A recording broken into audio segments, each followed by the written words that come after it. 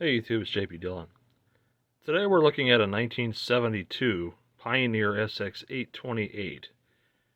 This was the top of the line for that year. I believe it's 55 or 60 watts per channel. If you notice, the camera angle is different. I'm using a different camera today while I'm getting some waiting for a replacement lens for the other one, which has a bit of scuffing on the lens, so I apologize if the angle isn't as cool. The noticeable thing about the 828 is that it was the top of the line. The face is engraved rather than just silk screened. And this was actually abandoned by its customer, or its owner, I should say. I don't know why he just didn't want to put the money into it. It had been serviced here about maybe 10 years ago, and it needs work now. It needs capacitors replaced, needs a variety of other things, and we're going to go over that in just a moment. So let's turn it on. Comes out of Protect just fine.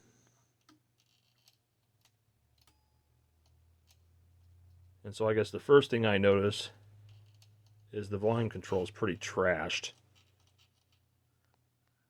And I don't know if you can see that over here, but yeah, the volume control is pretty trash. So we'll definitely need to find a replacement for that.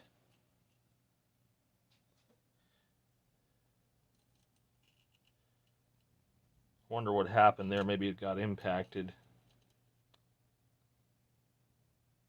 But you can see that if I put the balance in the center, the sensitivity is pretty awful. So that's problem number one. Problem number two is these, I don't think this filter switch is connected to anything anymore. The low filter, yes. The high filter, no. Same with the loudness. Loudness doesn't feel right. Muting still works. Tape monitors still work. That seems to work.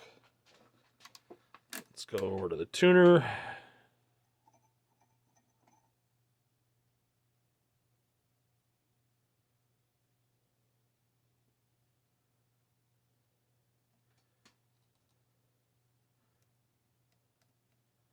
Well, that selector switch is really touchy. But it does run. So, first things first, we need to crack it open and take a look at that volume control, which is pretty scary. But while we're doing that, I'm going to go over the aspects of servicing this so that you can get a fair idea as to what you need to do. So let's start by taking the covers off, and then we can go from there. Here's with the top off. You can see they got all this nice covering, and they tell you what the tuner block information and stuff is. Really, I need to get the bottom off. So this is with the bottom cover off. And this here is your negative power supply. Now, most people will recap this. One thing I noticed is that the plastic screws, which commonly break, have already been replaced. Excuse me. These are commonly plastic, and the plastic screws crack and break, and then the heat sinks fall off, the transistors overheat, and the machine fails. If you were to just do the bare minimum on this, it would be replacing those screws and replacing these three capacitors up here, which commonly open. They all should be replaced, and I think we're going to do that on this one. But the failure mode is you get early distortion and clipping, and the reason why is that this constitutes a negative supply voltage through this diode here and this dropping resistor that feeds the amplifier board on one of these pins, I forget which. But if that negative voltage is insufficient, you'll get an underbiasing of the Class A stage, which will result in clipping and distortion a lot earlier. But this, of course, here is our preamp board, which we want to focus on. There's obviously been some repairs here. I can see some fresh soldering there. Probably what we did was replace the infamous blue Sanyo capacitors, and I see a jumper here on that high filter switch, which is obviously not there anymore. And I can see if I have a donor board I can steal that switch from, which wouldn't be a bad idea. And then if we come up to that loudness switch, I don't know if you can see that in there. I can't stop holding the damn camera still. But that loudness switch has been jumped too. So both of those switches failed at some point, and they just have no latching capability anymore. So the next thing we need to do is get this board out. And that's done. Yeah, I'm like so croupy today. That's done by taking off the front panel, which I'll show you in just a second here. But that needs to come out so that we can check our volume control and see what the hell happened to it. So in order to achieve removal of the front panel on this, you have to remove 3 screws on top.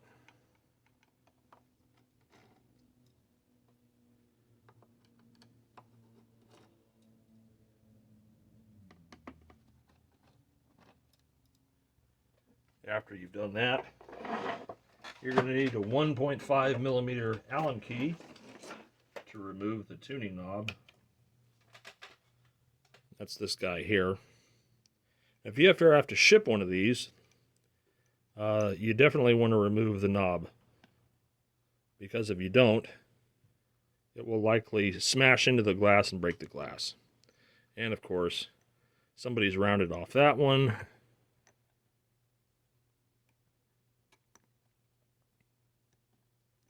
They've both been rounded off. Not good.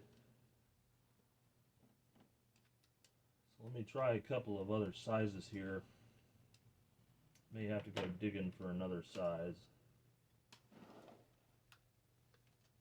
Bear with me a moment. I actually have a couple that are designated for this. Like this one might work because it's just a little bit bigger than 1.5.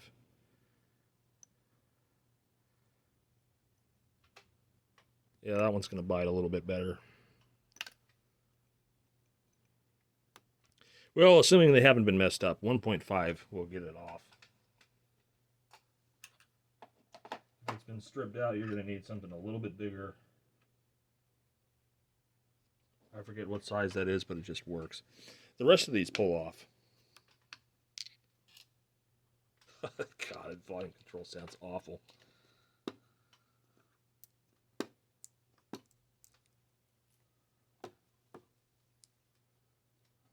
I guess the wider angle is good because you can kind of see more of what I'm doing. Maybe I'll just stick with this one.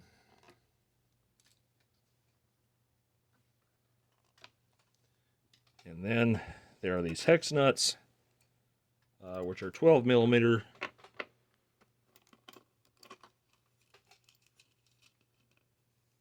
And they just come off.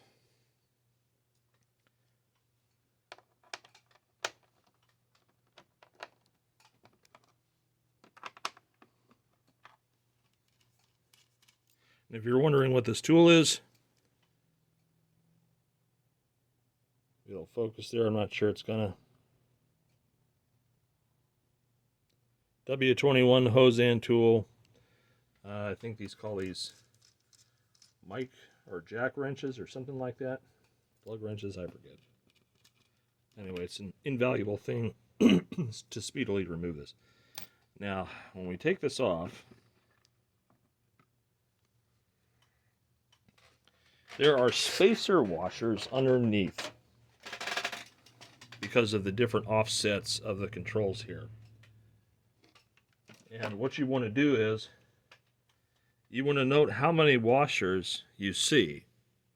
For example, this one here has 3 washers. So I'm going to put a number 3 above this to remind me. Set those down separately. This one has 2 washers. Now, if you get this wrong and you put too many or too little washers in here, a number of things can happen. This one's got 3, and it's not all the same. Sometimes you'll see one where there's only 1 here, and there's 2 here and 3 here. So they're not all the same. It just depends on when it was made, what day, and who assembled it. But if you get it wrong, you will bend the faceplate to the point where you'll either pop the dial glass out or you'll crack it. So make sure to mark those. That's really important. I know people just carelessly put it on there.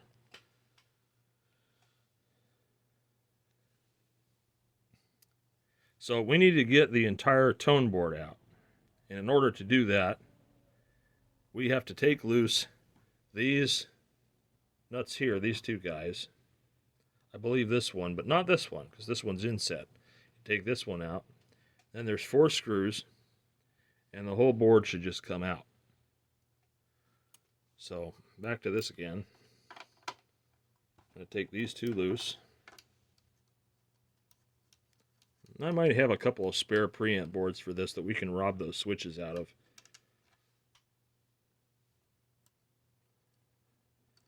And that may be why he abandoned it, was because he didn't want to deal with whatever cost I gave him to replace the switches. I got an estimate sheet for it somewhere.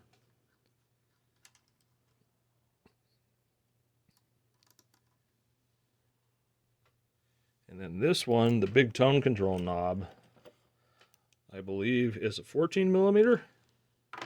Yeah, that's a 14 millimeter.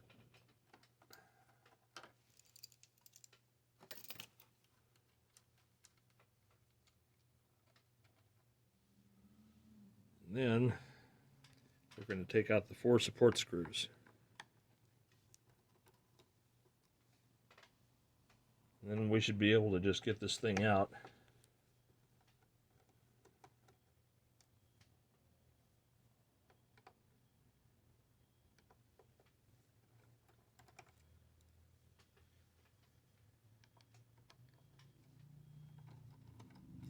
And it's pretty loose in there, so I think that we should be good enough where we can just pop this up on its edge here.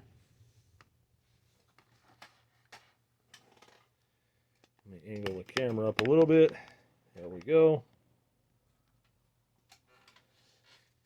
Now you've got this plate here, which you'll want to take out. That just makes it easier on you to get this board out. If you want to leave it in there, you can, but it just obstructs this connector here. It's just easier to take it out. Now that we've done that, you might want to take a picture of where all these go, or write it down, make a diagram, because these wires are stiff and brittle and they are known for failing. So, something to pay attention to. Oh, one more thing. Take out the mode switch, because it'll give you a little bit more slack when the board comes out. It's just a good idea. Make it easier and you won't have to fight it as much.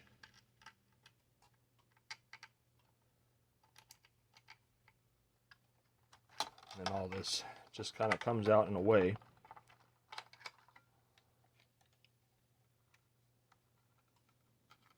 And so here's your preamp board. This looks like it got the bare minimum service. Loudness was disconnected because the switch was busted. So where these newer caps are where blue Sanyos like this used to be. These need to be changed too. They would get notoriously leaky and they would fail. And that was about, I started seeing that 20 years ago. Maybe even earlier than that. But now what's happening is these United Chemicon caps here, all these black ones here, they're leaking like the Panasonic capacitors. They leak into the board, they create leakage paths, and they mess stuff up. So, not good. So in order to replace the volume control and the switches, we obviously have to take loose the remaining hardware here, all these screws here, this here, and then once this plate's off, then we can focus on getting the switches and control out. Now, regardless of whether I attempt to repair the volume control or not, it's got to come out. But most likely I'm just going to look for a donor board, and we're going to take the control out of the donor board and go from there. So we're just going to start removing screws, which might be difficult here. All these screws have Loctite. Yeah, I don't think those have ever been removed.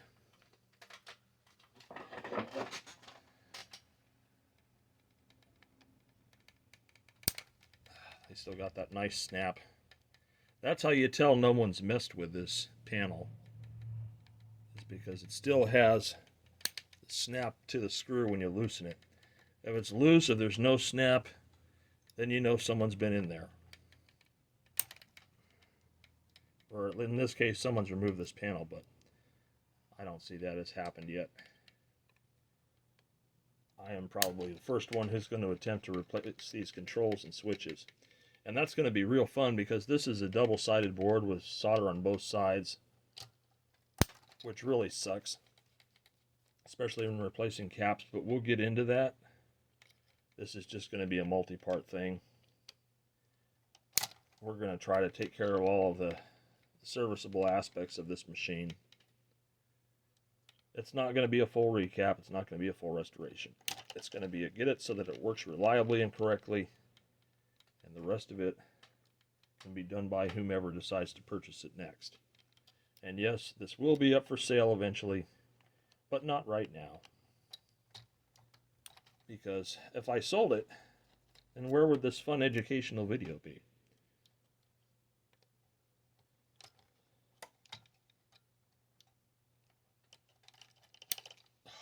Wow. Yeah, it's amazing the amount of force that you have to stick onto these things to get them to break loose.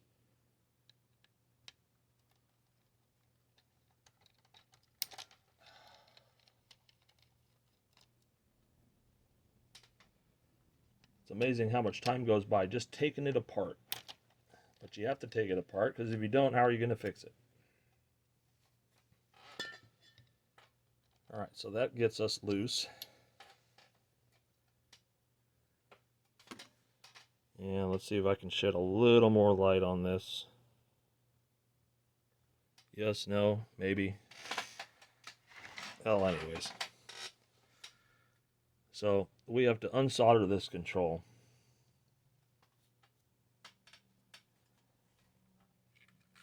Now, because this one's a double side, I think what I'm going to do is use the old-fashioned solder bulb and try to suck it out.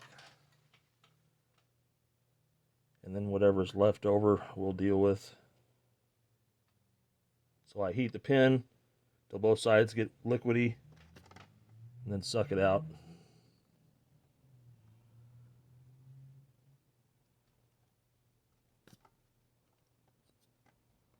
It gets the majority of it out.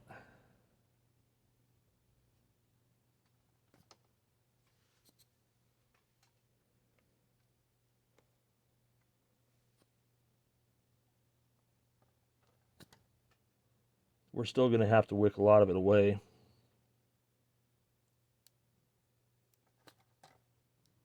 But this is a start.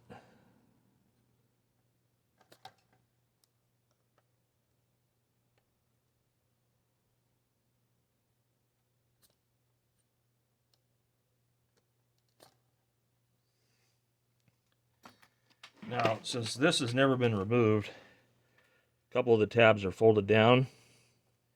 Heat them, fry them up a little.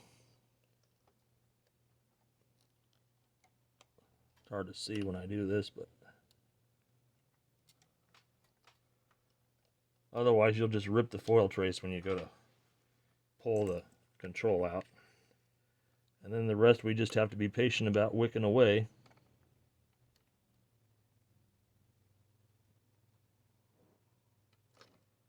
And we may even have to apply heat. Oh, that tab just broke off. That's nice.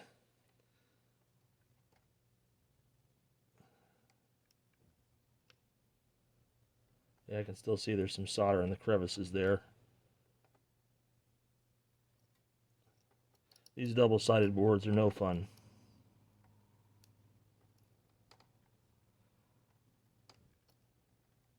This one was made by Hitachi for Pioneer. The ones that were in the Sansuis were usually made by Elma. Same Elma that makes the caps. The left is short. I can feel it starting to get loose from the board at least. That's good.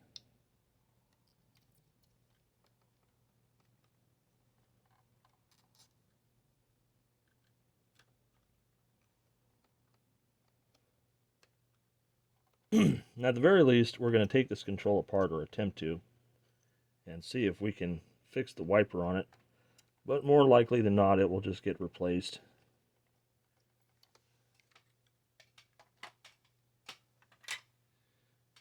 And now I'm going to take a screwdriver and very gently pry between the wafer and the board here.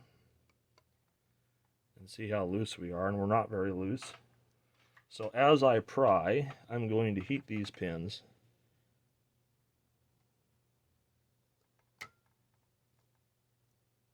Yeah, it's starting to move now.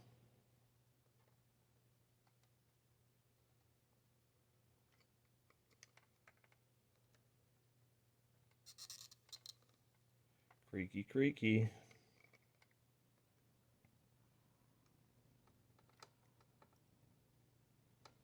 Yeah, she's starting to come out. There we go. Just want to be gentle because you don't want to rupture those foil traces. It's just going to create more work for you. But as you can see, we eased it out. There it is. It's that awful volume control. Doesn't sound good at all. Just out of curiosity, let's see if we can get it open.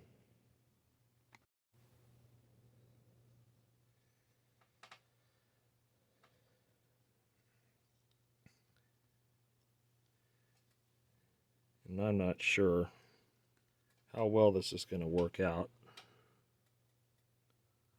Just getting the X-Acto underneath so I can get these tabs pried up.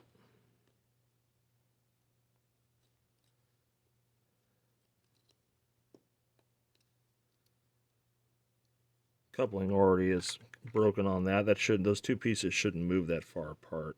So something's definitely wrong there. Bending the tabs away. And let's see. So there it is. There's your failure. I don't know if you can see that, but that wiper there has obliterated the carbon trace. You can see it just wiped it out. And even if I get a Q-tip here, first let's bend the wiper back. How does that even happen?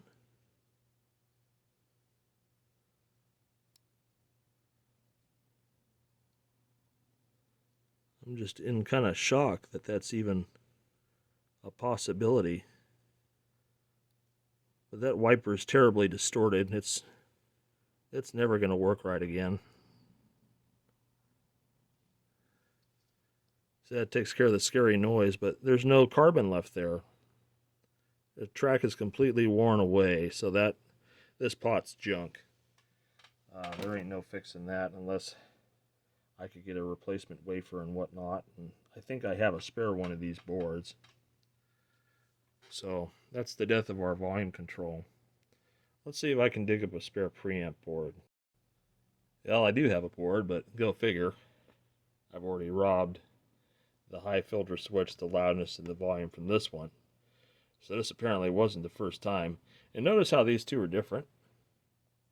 This is ANP 060B, and this is 060A. So there was a revision change.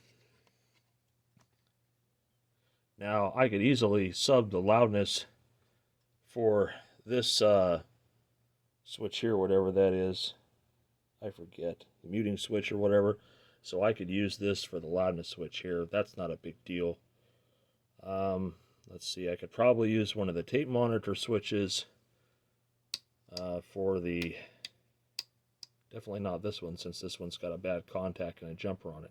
But this one can be replaced. We still need to find a volume control, and this one is a 500K. Yeah, 500K. The tap's probably at, I don't know, 100K or something like that.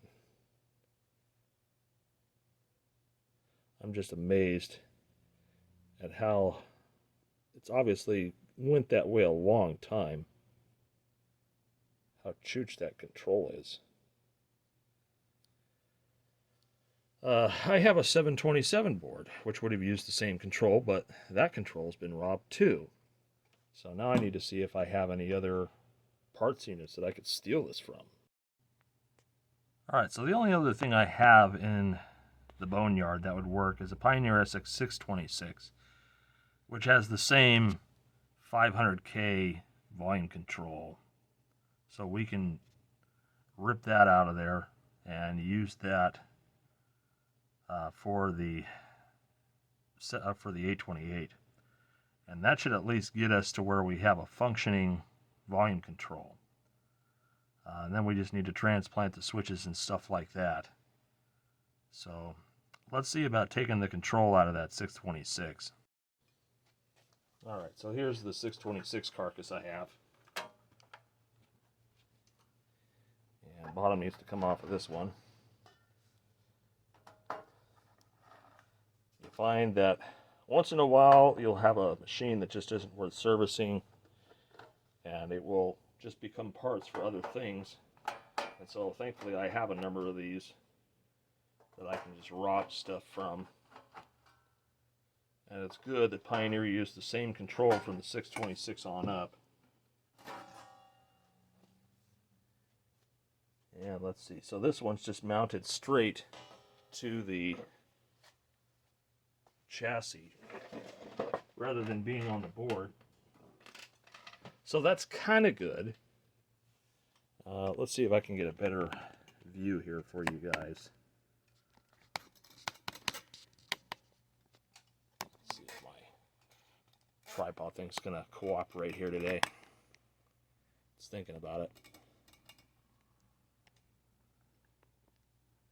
Yeah, so there it is. That's this guy right here. Same 500K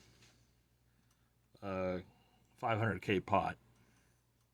And just to make this easy, I know people are going to cringe when I do this, but I'm just going to cut the wires. This is a dead machine. It's not going to be used for anything else. So things are just getting cut out, and then we'll get the 2-volume control, the loudness tap controls out.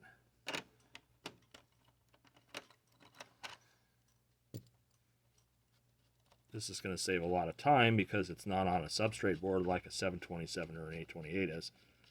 So we're just going to take it out.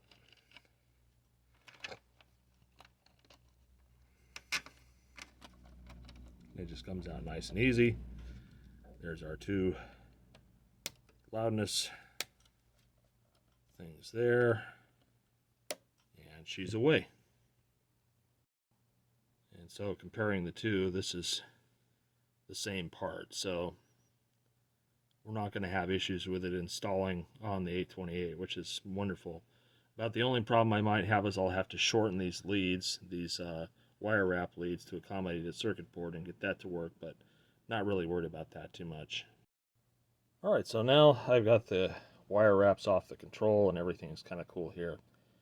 So what we are going to try to emulate is how the pins stick down from the control, and we're going to have to shorten them so that they all work correctly, and that way we can just pop it into the board and there's no difficulties with that. So the first thing I'm going to do is scrape all the oxide off of these wire wraps.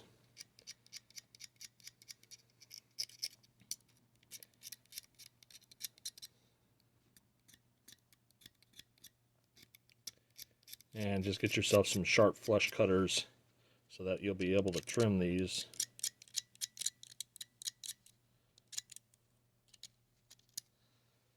And so those stick down from the phenolic about maybe 5 millimeters or so, with a little bit of a kink in them. So I'm going to take some pliers Hill. Let's go with these duck bills. Straighten these guys out. Now I'm not going to trim them yet because this will give me a little bit of wiggle room to get it into the board. And so now what I'm going to do is back up a little bit here. And here we've got our 828 back on the bench. And we're going to do a test fit before we get crazy with trimming these down. I can see that a couple of these have to come together. Very gently bending the pins, since I don't want to break this only control that I have.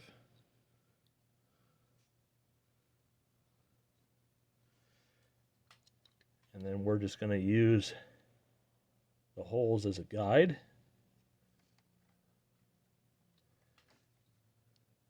Try to get this right. And it may be we need to wick away a little bit more solder.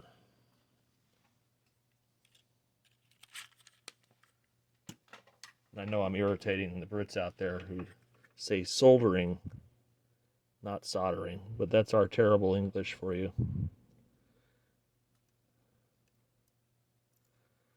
Go on the back side.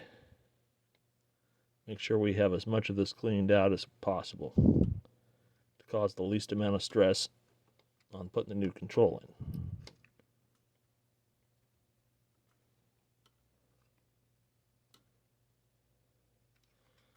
I'll go on the opposite side here and do the same.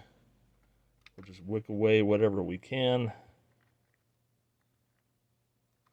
cause the least amount of stress. And these openings are pretty large, so as long as they're free of solder, you should be able to finagle the control in here. It's just getting all the pins to line up, because you got to remember this was cut for a machine that was a chassis mount rather than a PCB mount.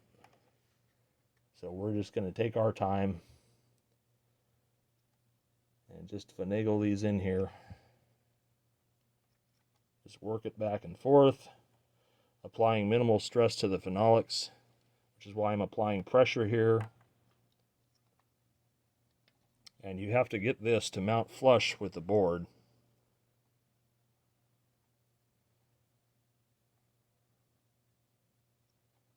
Which is fun. Like I say, you don't want to put too much stress on this. That's why we're applying as much opposite pressure on the PCB as possible. Okay, so now that you've got it in here, we're going to put our plate back on and use it as a guide to make sure that this control is in here correctly. And we don't have any problems with screws or anything lining up like that. And I'm pressing the control up against the plate from the rear. So this is the correct spot. And so now what I'll do is solder the control in.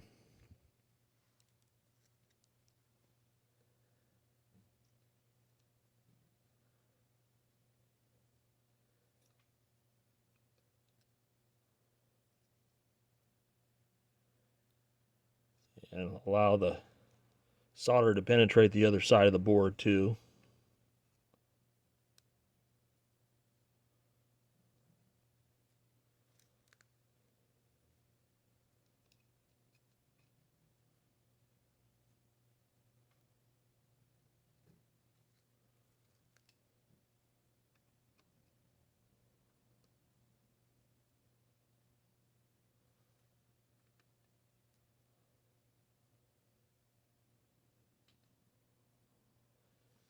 Then once the control's in there, we'll trim off the excess.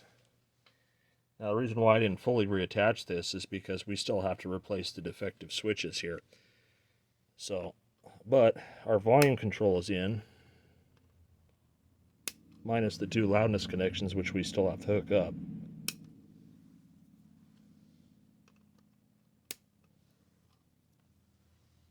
but this at least gets us to the point where the new control is in. And you can see the plate comes off with ease. It's not having to be fought to put back on or off. So somewhere, I believe it's here and here, is where the loudness point's attached to.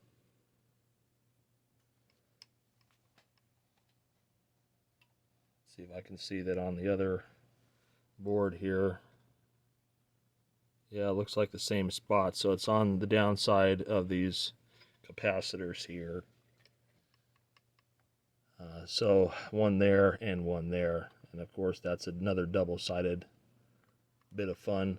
And we'll need to attach extension leads to this. And I could probably do that with the old control. Either way, not a big deal. We do have to get the old loudness control out, and we have to get the defective filter switch out. And I'm probably going to run out of time on the camera here. I think I've only got about 10 minutes left. So we will have to divide this into another episode, because I can really only store about an hour of content on this card. So I'm desoldering the old loudness switch, which is broken.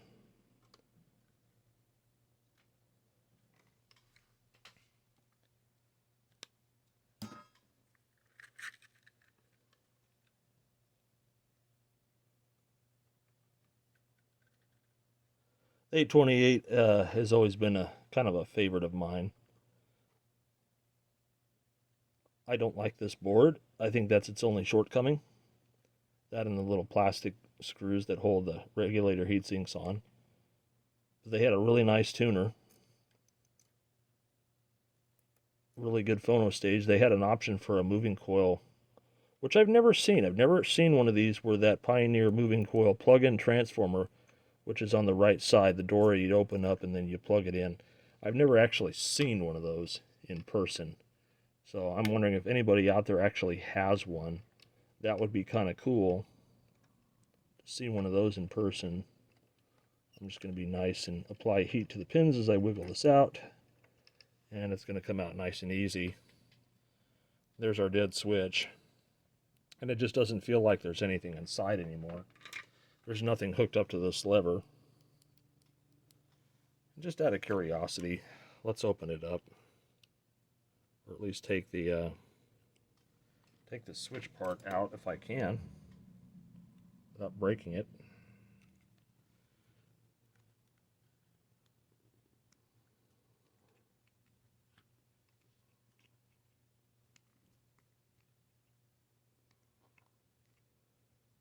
I'm always curious to see how things fail, because I'm sure this won't be the first time I'll encounter this.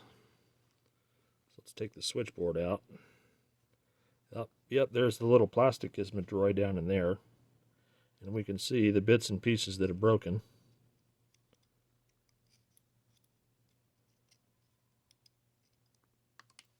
Yeah, that just fell out. Well, anyways, the plunger's still there, but the plastic that actually moved the contacts over was broken. And you can see that the contacts just kind of did whatever they wanted.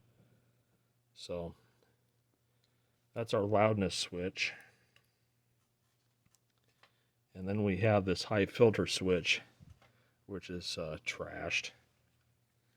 And I think it's failed in the same way.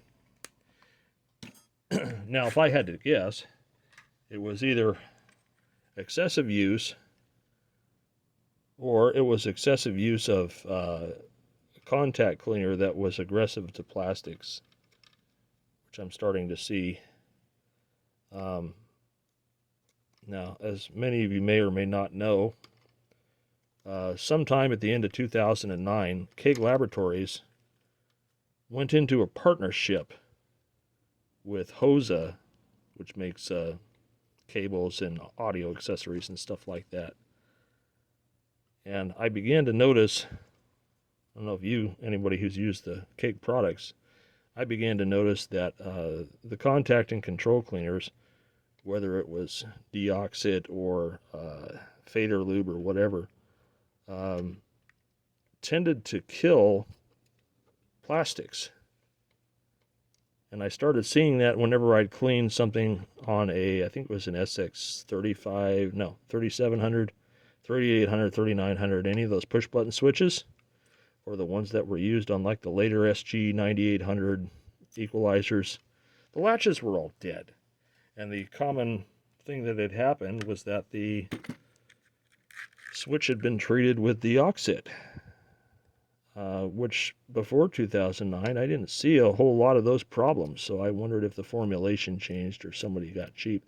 And then there was that whole debacle with the god-awful sprayers that they switched out, which I think, in my personal opinion, was a ploy to get people to use excessive amounts of the product so that they would have to buy more of it.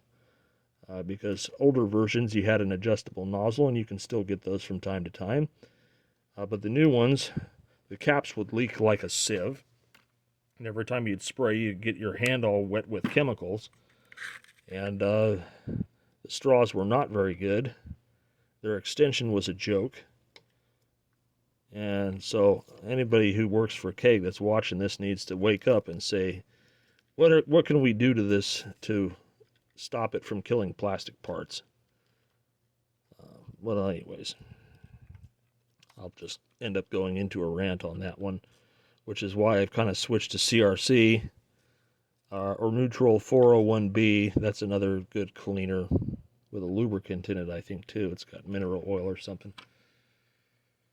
Anyways, all right, let's give a little pry to the switch here. Come on out. It's working its way out here.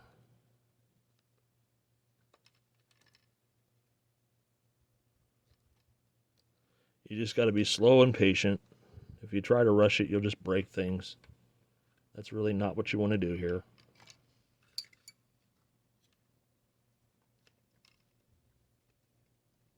And we'll just do our gentle rocking motion now again.